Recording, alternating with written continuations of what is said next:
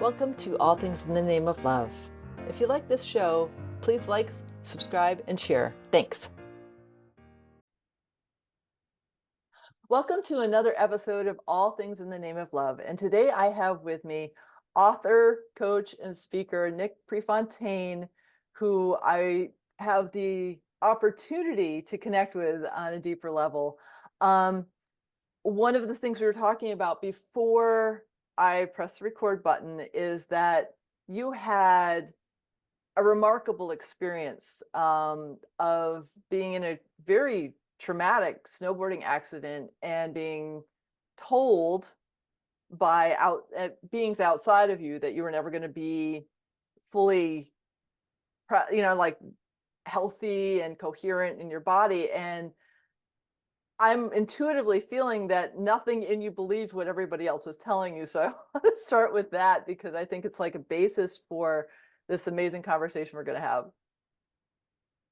Absolutely. You're letting the listeners in on a little of our inside talk. I didn't know that was going to be public. No, I'm just kidding.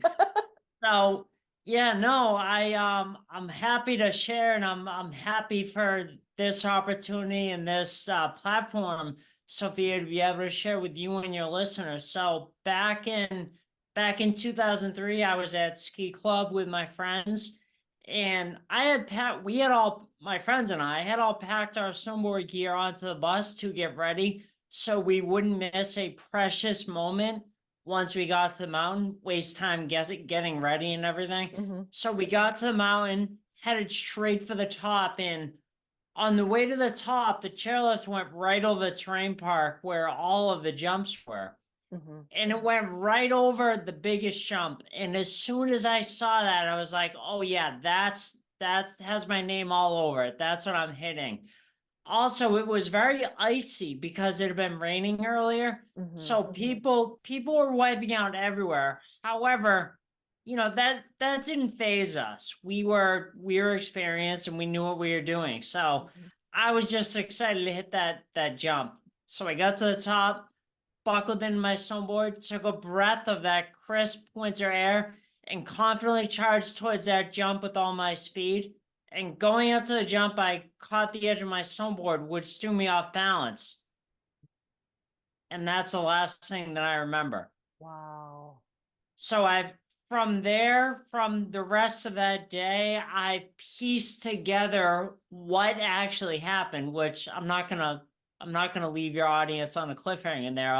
I'll tell you what happened.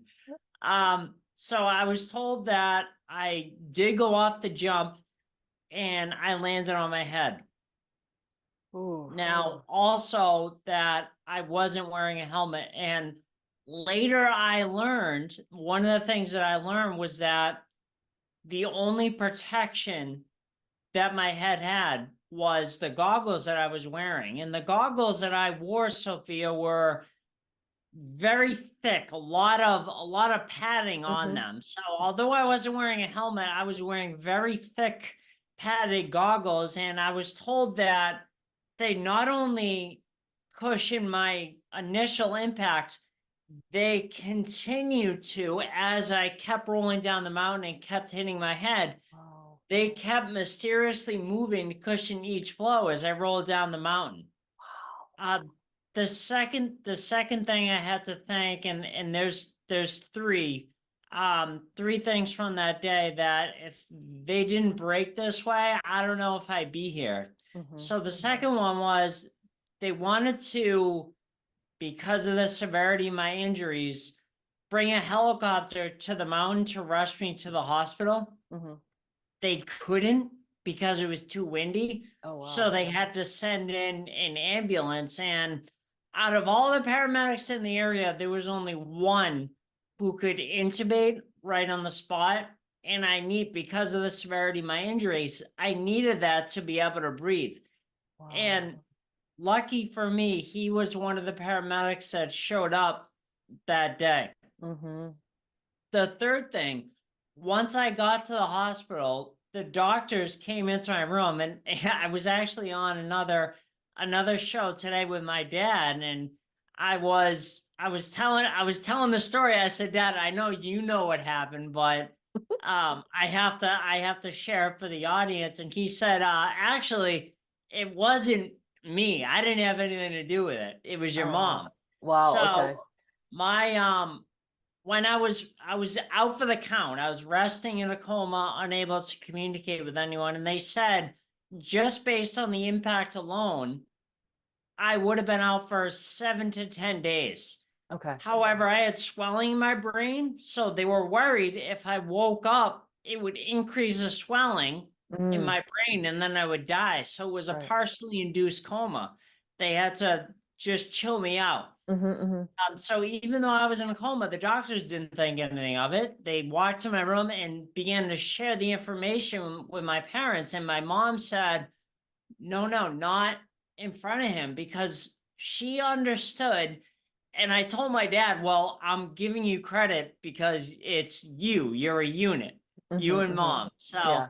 um, they understood the power of the mind. So they stopped him and said, no, no, not in front of him. Mm. They made the doctors step outside the room. And that's where, when they got outside my room, the doctors shared that, look, he's in a coma. He might not come out. Even if he does come out, there's a good chance that he's not going to be able to walk, talk, or eat on his own ever again. Wow.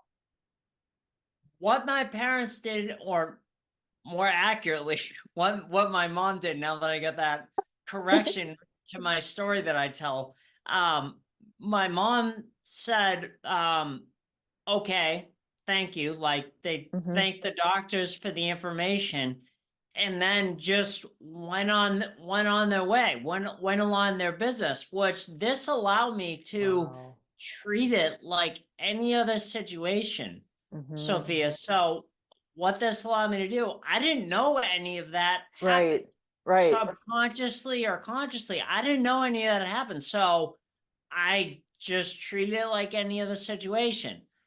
As soon as about a month after my accident, about a month after my accident, even though I was in a coma for 3 weeks, Wow. I really don't remember a month because, as I said, it was a partially induced coma. So a Hmm. month after my accident, when I really got my wits about me, it was really very interesting because there were long days for me there at the hospital. I Hmm. would need help, if you can picture this, getting up. The physical therapist would teach me how to shower again, Oh, wow. and I had to learn like basic things, as basic as the water comes before the soap. So I had to do that, how to eat, how to hold a utensil, Uh-huh. everything. So Wow. I would need help getting ready in the morning, and then I would start my sessions of physical, occupational, and speech therapy, and then after which you broke for lunch. And it was at one of these lunches, I was in a wheelchair Hmm. because I couldn't walk. So I was in a wheelchair, and I overheard the doctors and my therapist talking to my parents. And I couldn't talk at this point. However, I remember overhearing it. They said, all right, so what do we have to do? And they met with, and that's part of what I'm going to share next, the acronym that I unknowingly used to recover, not only make a full recovery, but run out of the hospital. I heard, what do we have to do to make sure Nick makes a full recovery? Like any parent, what parent wouldn't want that for their Right. child that Right. just suffered a life-threatening injury, a traumatic brain injury? Hmm. I heard in the back of my head, no, you're gonna run out. So then that became our common goal, Hmm. um, running out of the hospital. And I made sure to share that with my parents, and then they in turn shared it with all the rest of the staff there, the doctors, the Mm. therapists, the nurses, and everything like that. So um, the acronym that I unknowingly used at the time, and I'll just give you a 10,000 foot view. It's STEP. It's a STEP system. So STEP stands for support. You have to make sure that you have the support of your family and friends around you. It doesn't have to be family, but this is going to have you falling back on relationships that you built prior to your setback. Mm-hmm. And then T in the STEP system is trust. You have to trust that once you take your first step, your next step is always going to be available to you. Follow it. And you also have to trust that calling that you have inside yourself. So the way I like to interweave this in is I've always been really good at listening to that voice inside. And I mean, I don't say inside, it is inside, but I always say in the back of my head. So Mm-hmm. I heard, like I said, I heard in the back of my head, no, you're gonna run out of the hospital. So then Mm-hmm. that became our common goal. But all throughout my life, I've always been good at listening to that voice. And depending on how much time we have, I'll go into a little bit more detail on that later. Yeah. But to finish out the step system, E is energy. Maintaining your energy allows the body's natural ability to be able to heal itself. Mm-hmm.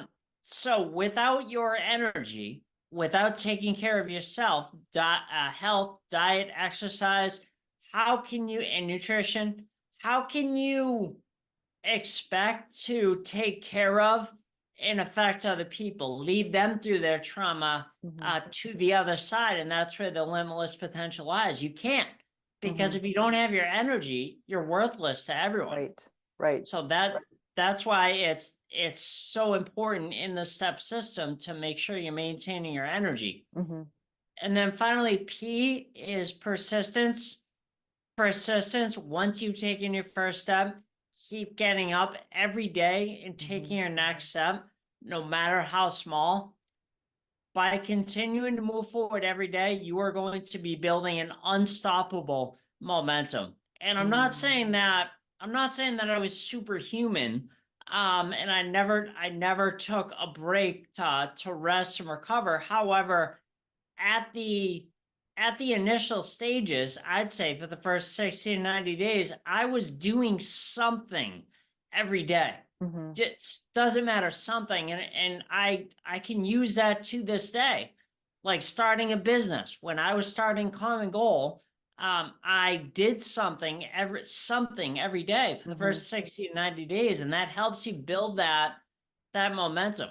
Right. So if you fast forward a little bit here, I after a little less than 60 days after being transported to the rehab hospital in Boston, I did run out of the hospital. That was Wow. my goal. So I realized that. Uh, However, Sophia, it wasn't like my work was done. I had to continue to go to outpatient rehab, Mm-hmm. outpatient therapy for another 6 months, Wow. along with being tutored all summer long, 5 days a week. I know, what eighth grader wouldn't want to get tutored all summer long, 5 days a week? Yes, let it be Um, me. yeah. In order to continue on to high school with the rest of my classmates, Yeah. and I mean, I'd like to take this opportunity to kind of pause and see if you have any questions, because um, this is a great point in the story. We could like have a little back and forth and Oh yeah. Yeah, like I'm see what you're fascinated thinking. by that innate knowing, like that's my terminology of like you're like, okay. It seems to me that you had that intuitive connection already activated before you had the accident. And so like that journey, because like not where you were to getting out in 6 weeks, definitely feels to me that it was you tapping into that intuition on a really deep level that kept you because our bodies naturally want to be in a healthy state. And so you knew that, which I think is amazing, innately. And then because you had that inner awareness that you were just going to do it, you allowed that to happen. And like, did you have any conscious awareness of that at the time, or did it just happen? I mean, you were 14, so like 13, 14. It's so interesting you brought that up, because I really look back at that experience and I'm like people will say to me, "Oh my God, you're so courageous for doing that," and I'm like, I don't thank you. Mm-hmm. However, I was 14 years old. It was Right, just something that happened to me when I was growing up. So I did it. right, And right. I feel like, I feel like anyone, yeah, anyone would do that. I say that to this day. I say, yeah, I don't know. It's no big deal. Anyone would do that. Mm-hmm. And people say to me, no, not Nick, not everyone. Right, Everyone wouldn't do that. right. Um, because there was always that option, and to me, I never knew it existed. There's always that option of just saying, oh, okay, well, you're good enough. You had your accident. It's okay if you have a Mm-hmm. limp, or it's okay if you don't make a full recovery. You're still here. Like, I didn't accept that. Mm-hmm. I just kept working every day. I got up, whether physically got up or it was just sit up in bed. I would get up and do whatever they said was my next step every Mm-hmm. day. I would just keep moving forward, and um, I really think that all this happened, definitely happened for a reason. Mm-hmm. Um, and ever since then, I've always, this is really interesting that this is coming up. And like you and I were talking earlier, before this, we just want to go wherever the energy takes us with this. Mm-hmm. All throughout my life, Sophia, since that experience, I've always had the ability to, whenever anyone's going through an accident, whether it be a life challenge, an illness, they had an accident themselves, they had a trauma themselves, um, anything serious, people always say, "Oh, you got to talk to Nick," and I've unknowingly, like, and I've just done that out of my heart. I've Mm-hmm. always wanted to help people that are going through trauma get through to the other side and thrive with the rest Mm-hmm. of their lives. And I've always, no matter what I'm doing, I've always had this voice in the back of my head. This is back to the voice in the back of your head. Mm-hmm. I've always had this voice in the back of your head, no matter how successful I'm being, and I didn't even go into like my career and what I did with this and what I did with that. That's not important right now Right. for this conversation. Mm-hmm. Um, whatever I'm doing doesn't matter. I've always had the voice in the back of my head that's saying, yeah, that's great. But what you really need to be doing is sharing your story from stage, helping people that are going through trauma get through to the other side and to be able to thrive with the rest of their lives. So Mm-hmm. I've always had that voice. However, um, back in we hold events a few times a year for our company. Okay. Um, and that real estate coaching and training, and we hold events a few times a year. Back in 2019, I spoke at one of those events, and there was someone in the audience who came up to me after, and I share my story, Mm-hmm. much like I'm doing today, just in a different light. Yeah. Um, and I shared it back in 2019, and she came up to me and gave me her card and said, Nick, I'm not trying to steal you away from your father. I'm not trying to take you from your dad and your family business. However, if you're looking to fine tune your message so it's fine tuned for the most amount of impact to affect and help the most amount of people, I can make some introductions to you and introduce you to a mentor of mine that I've worked with over the years. Oh, So cool. at that time, at that time, I was going through this is all my favorite stuff to talk about. So feel free to interrupt me at any time, but I can talk about that. We can be here for 2 hours. Um, so she gave me her card and told me that. Hmm. At the time, I was going through a challenge with my voice.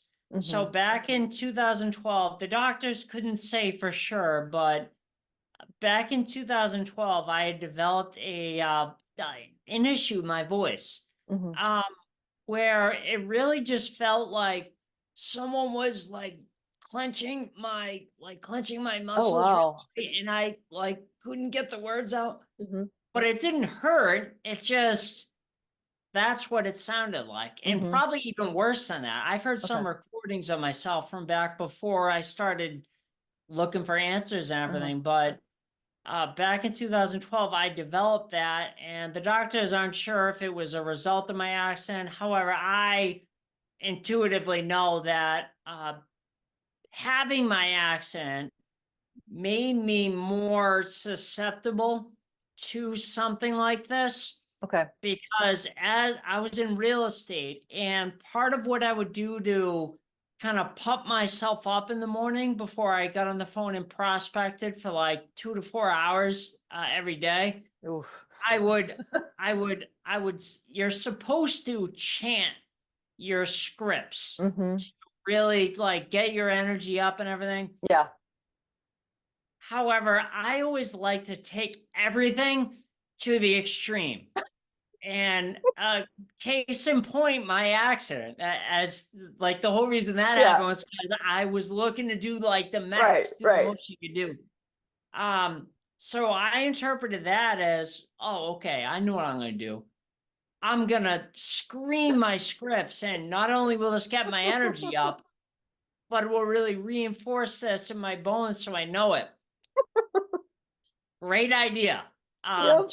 Terrific idea. So I would do that usually 3 times. I would scream at the top of my lungs my script before getting on the phone. And this was for 6 or 7 months back in 2012. And that I Yeah. know. And they could never say for sure, but I know that was it. Oh, And yeah. I knew that was it. I knew that was it. So I had a perfect speaking voice after my accident, and then this thing happened, and then I didn't. So I knew I could get it back. Hmm. So really going through the process and going to all these, I finally end up in a voice specialist office in Boston in August of 2013. Walked in the room, heard me speak, and right away nonchalantly goes, "Oh, that? Yeah, we deal with that all the time. We can get that fixed in no time. Go Yeah. schedule the, go see the front desk and schedule a Botox injection in a Oh, couple wow. weeks." Wow. So I had to, from 2013 to 2020, I received Botox injections into my Oh, throat, wow. um, in combination when my voice was coming back, because I would lose it for like two Hmm. to 3 or 4 weeks. And Hmm. when it was coming back, I had to work with their highly trained voice therapist, their Hmm. voice specialist, to retrain myself how to speak again. So Wow. so I had to learn how to talk once after my accident, and this was the second time I was having to learn how to talk. Like, never mind growing up and learning how to talk for the first time. So Right. I had to do that, and really, let me just take some water here. Yeah. Yeah. Mm. I might think more proud of that and overcoming that Hmm. because it took 7.5 or 8 years Yeah. to really get that out of my system. Whereas, and I use the exact same principles. Hmm. I just kept getting up every day and doing the exercises that they told me to do twice a Hmm. day. Every day I would do them. And every principle within step I use it. And this was even before I developed the step Hmm. system. This is just something I've unconsciously done my whole life. Yeah. However, I think I'm more proud of that. There might be some recency bias there, but I think it was kind of proof to me that, all right, you have something here. Hmm. um, and you really have to be sharing it with the world and helping other people that are going through trauma. So around Yeah. this time, I still had Sharon's card. I That's her name. I hung onto her card. I didn't do anything, but I still had to get, I think I had two more Botox treatments after Okay. that. And it was really interesting because I hung on to her card. So she saw me spoke and then approached me. I the next week had a Botox treatment, and then I was I had really stretched it out to I would only need them a few times a year. So Oh, for wow. every Okay. 5 or 6 months, I would have to get it. Wow. However, after that event in 2019, where Sharon saw me speak, right after that, I spoke. That's a lot of adrenaline doing that. And Hmm. then I ran in a half marathon Oh, um right after that, like okay. a few weeks after that. So I was drained, if you can imagine. And Yeah. one of the things about Botox is it so if you do something like that, and if you overexert yourself, you're going to use it up quicker. Like the body Hmm. will take that as fuel and you're going to use it up quicker. Okay. That makes sense. And so I did that. So in January of 2020, I was like, what the F? I was like, because I could usually go 5 or 6 months or even 7 months without needing another treatment. Right. And here I was less than 3 months later and I needed another treatment. And Hmm. I was like really bent about it. I was Yeah. like, oh my God, this is so frustrating. I've been at this for almost 8 years and I'm still working at this. And however, the reason I share this, Sophia, is that when you're at your like you've been at something for a while and you've been Hmm. striving at something for a while and you feel like you're going up against a brick wall and you're not making progress. Hmm. That was the last treatment that I ever got. February Mm. 13th of 2020. So coming up on 4 years ago. Hmm. And now I know for a fact that it's out of my system. I don't. I'm not sure. I can't read your mind. However, I'd venture to guess, you probably had no idea I had a voice issue back from 2012 to 2020. No. So it's out of my system now, and all throughout that, I've always had the voice in the back of my head that says, "Yeah, that's great."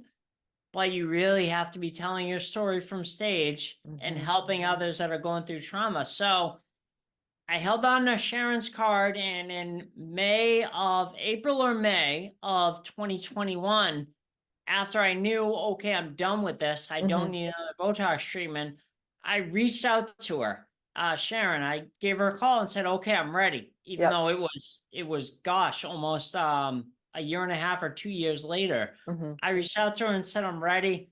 She introduced me to her mentor, Trisha, who is now my mentor, Trisha Brook, out of New York City.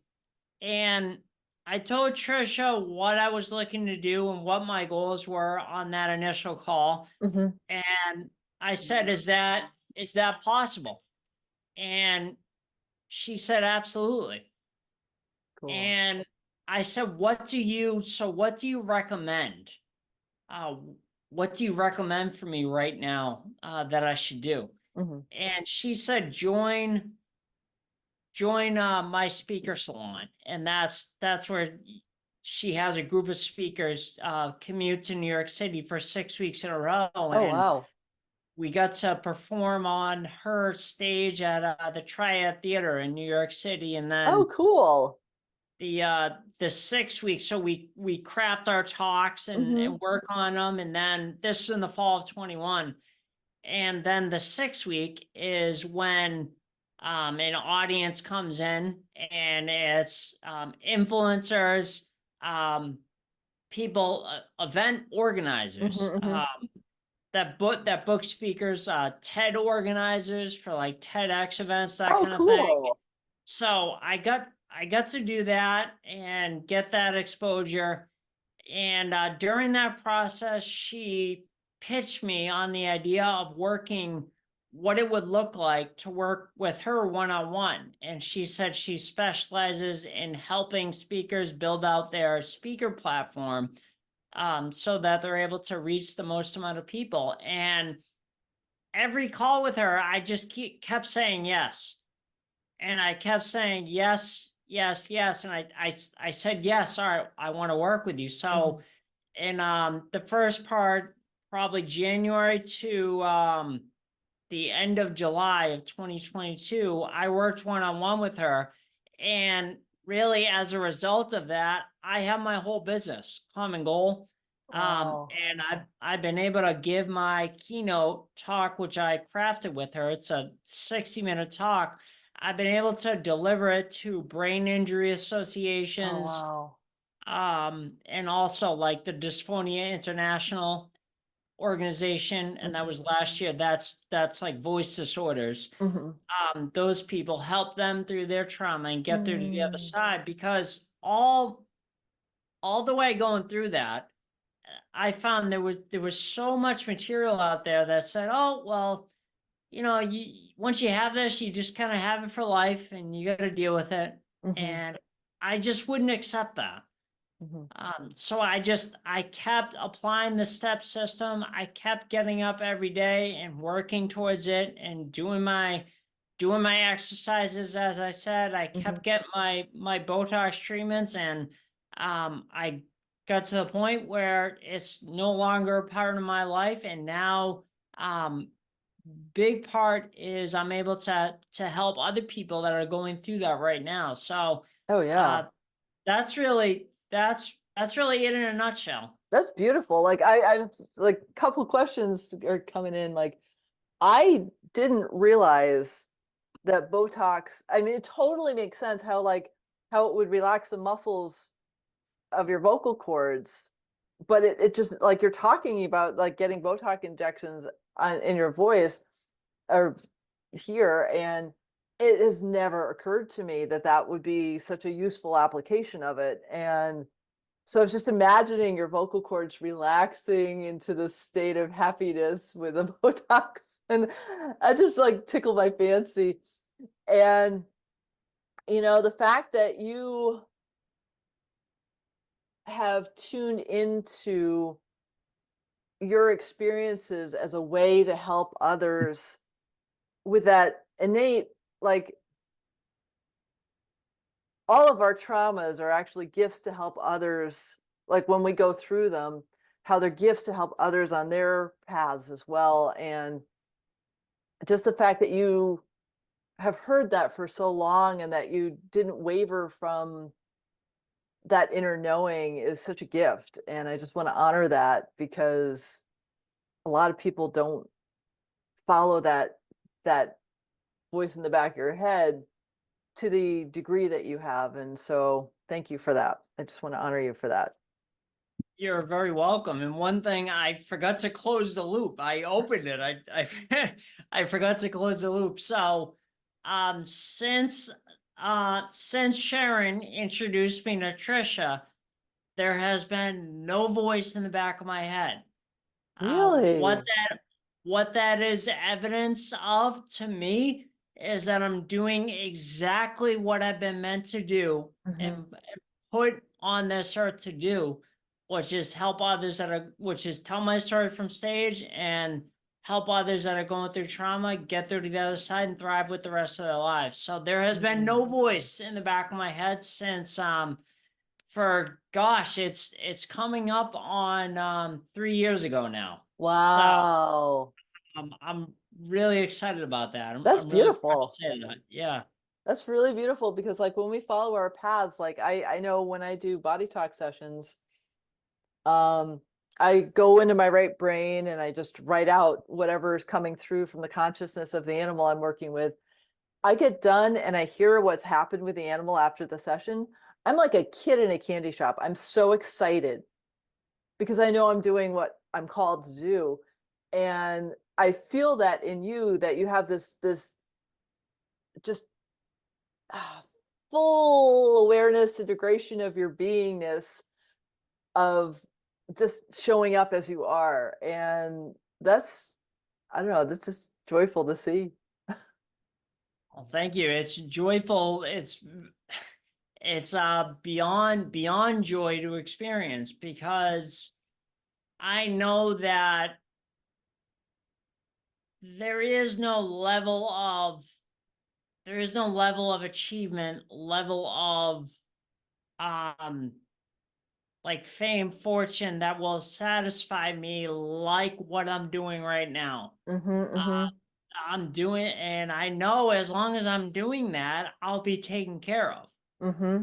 That's another thing. Yeah. And that knowing that you talked about, I don't know if I knew what it was Right. back then, Right. but yes, I have had that knowing. Hmm. I couldn't put my finger, I wouldn't be able to put my finger on even 10 years ago. Hmm. However, I've always had that. Yeah.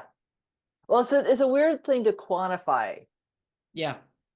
because like my former partner is a mechanical engineer and a hydro engineer, and I'd like tell him something. He's like, "But I want to see the proof." I'm like, "I can't prove it. I just know it. I sense it. I feel it." And that's how I live. It's like if it doesn't feel good, I don't want to do it. But if it feels like I can feel it in my heart. I can feel the joy. I can feel the inner peace or whatever it is. That's what pushes me forward to the next step. And I think you innately knew that, um, because like you felt like the whole process of what you've described is like you just feeling that the next step is going to lead you to the next space in your journey.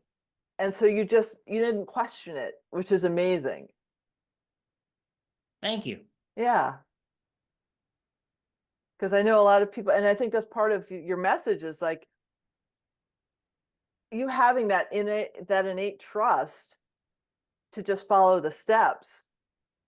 Um, so many people have self-doubt, and I don't feel any of that in you, and I don't feel like you ever had any self-doubt. You just were in that state of being and following the intuition, and that's just such a beautiful example of how to. You are a beautiful example of how to live. Thank you. I appreciate you saying that. You're articulating a lot of the things. What I went over is just a 10,000 foot view Hmm. of the step system, and I think you're articulating a lot of the things that I talk about in the step system in step my ebook. And I was gonna save it at the end, but it's so appropriate right now because it's coming up organically Hmm. that um just a lot of the things you're saying are that's what I talk about within the ebook. So your listeners, if they go to nickprefontaine.com/step, they can download the step system for free today. And that's going to teach them all about support, trust, energy, and persistence. Like I Hmm. said, we only had time to cover a 10,000 foot view, Right. but that goes into detail Hmm. and how you can apply each one of the letters to your own life and your own situation. Yeah, because it's the the journey through, in my experience, is much easier when you have the. I have never articulated it in that way, the way you put it together, but I see it in my own journey. Like, if I don't have support, if I don't have all the things, nothing goes. It's like I can have one or two of them, but if I'm not taking care of myself, if I'm not persistent, if I'm not all the things, like, it's harder. So you need all four elements to, I don't even want to use this word, but like, I can't come up with another word to get to that level of success of your journey. Well, let me just give this a thumbnail sketch for you. So, uh, you have to make sure that whatever you're doing, you have to Mhm. make sure that you have support. So it could be starting a new business, it could be working through a trauma, anything. Mhm. Having a loved one who's sick or dealing with an illness, you have to make sure you line up your support right from the start. Mhm. And then, as long as you have that support, and that's why these are all equal, and you can't Yeah. do one without the other. So, as No. long as you have that support, you can trust that once you take your first step, your next step is always going to be available Right.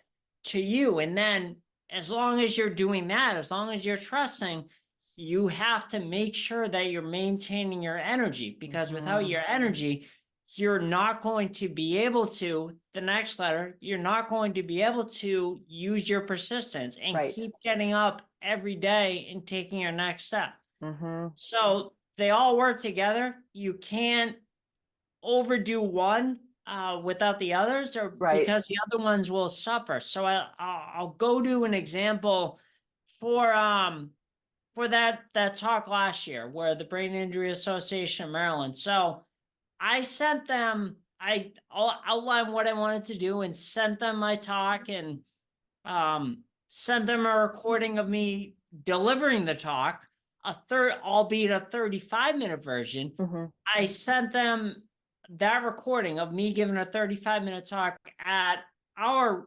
conference that we had. Mhm. And that was the first time I delivered the keynote. It was 35 minutes.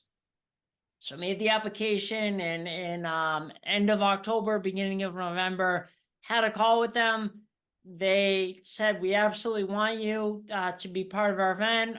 Negotiated a little bit, went back and forth, and they said, all right, great, we're all set. We look forward to having you at our event in March 23rd. I thought in my head the whole time, for the next 2 months, 2+ months, that, oh, okay, I'm just gonna show up and give the same 35-minute talk. I found out at the beginning of January, they go, no, so I was looking through my contract that I signed with them and sent Mhm. back. And I said, hey, you guys can give away that extra time. I see you have me down for 75 minutes. My talk's only 35 minutes. Don't, I mean, you can sell that, do what you want with it. They go, um, no, if you want to check the contract that you signed, it's 75 minutes. So it's a 60-minute presentation followed by 15 minutes of Q&A. Oh. So I was just like, Oh. that's one of those moments. Yeah, exactly. That's one of those moments where you just take a deep breath and just say, okay, all right, I'll be ready.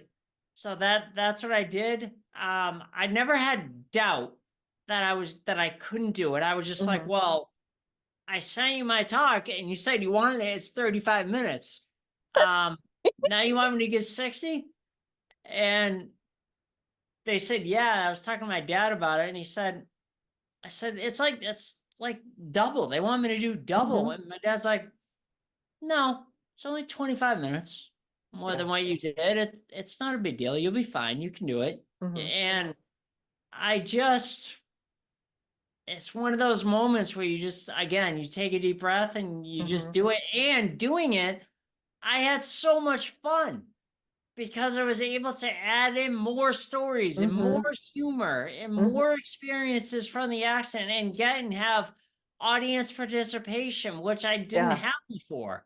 So I mean, I had a lot of fun doing it, that's and awesome. now I have that forever. I can use that forever with any organization. And you had 2 months between, before the time you, between the time you learned and the time you had to give it. So at least it wasn't like the day before. Yeah, then it would have been a different preparation, but yeah, yeah, definitely a little bit. Yeah, that's beautiful. I mean, just Thank you. having that openness to pivot, I guess is a good word to use it, of like, oh, this is what it was, but now I get to expand into something that's a little out of my comfort zone, but I'm going to do it anyways because I know it's for a greater good. That's a beautiful gift. Thank you. And it's a great thing that I talk about with the people that are on my list is that I say life doesn't give you opportunities when you feel like you're ready.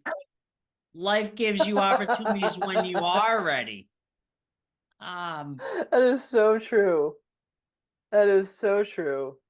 Yeah, because like, our small selves, the ego, like, well, just like another 2 weeks and I'll be ready, or another thing and I'll be ready. Like for my own expansion, I reached out to the Oregon State University's veterinary college because I want to tell students about quantum healing. That is not anything like my small little self is like, are you kidding? You're going to talk to students about body talk. Okay, that's really, really amusing. It has nothing to do with me. Like really, like it was a piece of, you need to reach out to OSU's veterinary college because what you have is going to help them with animals. And so I'm writing the lecture that I'm going to be giving because I already feel what's going to happen. And so if it's a discomfort to me because I'm an introvert, even though I have taught before, like I'm an introvert, to get out of that space of the small self that's like, well, that doesn't feel comfortable, to the, yeah, but you can already feel what's good, the ripple effects of that.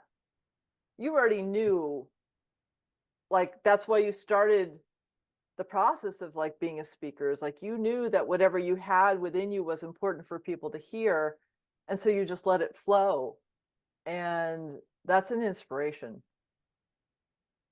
oh, thank you. I appreciate that. I remember that day, March 23rd of 2023, getting up to my room after I delivered the talk, and I got through 60 minutes of the talk, and I was going and I looked at my watch and I was like, "Oh, 55 minutes have gone by. I better wrap this up. I better like get to my clothes." And I did it. There was like a lot of applause, but then the I'm just trying to give you and the listeners context. The extra 15 minutes that they said, no, you need to do 75 minutes. That 50 minutes was for a Q&A. And my talk was, I was a closing day one keynote speaker. So it was the end of a day on a Thursday. Everyone kind of like they enjoyed it, but Yeah, they're like, all right, well, we gotta hit the we're road hungry here. and yeah. Yeah, we gotta fight traffic and everything. So um I didn't, and this is pretty much anytime I deliver that keynote is I usually don't have any questions. I kind of cover a lot of material in it. Right. So um I guess that's a good thing. But I got out to my room and I just took a deep breath, and I remember calling Trisha and just saying, I really feel like I can do anything. Mm-hmm. because this was something that I don't want to say nervous about, but I was like, I've never done that Mm-hmm.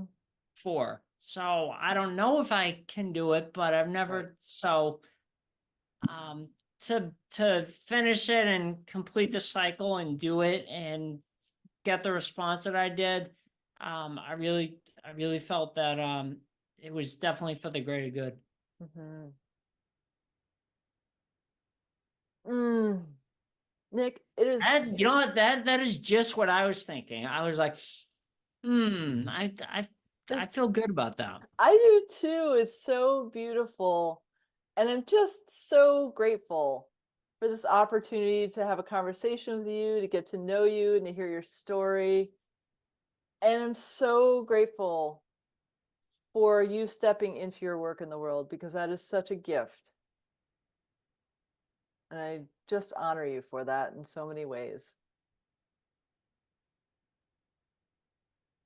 I received that. I received that. Thank you. And for those of you that can't see us, um, I'm seriously, like, with love. I'm receiving that Mhm, because prior to starting this journey in May of 21, prior to starting the journey, I would always, whenever anyone would, the reason I share this is because a lot of people can relate to this, mhm, is that whenever someone would compliment me, I would always be like, "Oh yeah, it's no, it's no big deal." And I would deflect, and I would mhm, deflect, and I mhm, deflect. Now I've learned to, which I think is a good lesson for everyone. When people give you a compliment, just say thank you. mhm. Take it, and that's why I really like let it wash over me. And there was a pause there, and I was like, Mhm. "Thank you." I Yeah, I really feel that, and that means a lot. welcome. You're welcome. Mm. Thank you, thank you, thank you, thank you. You're welcome. Thank you for giving me the opportunity to talk with you, and your listeners got to listen in, I guess. Yep. Have a beautiful rest of your day, my friend. You too. It was awesome.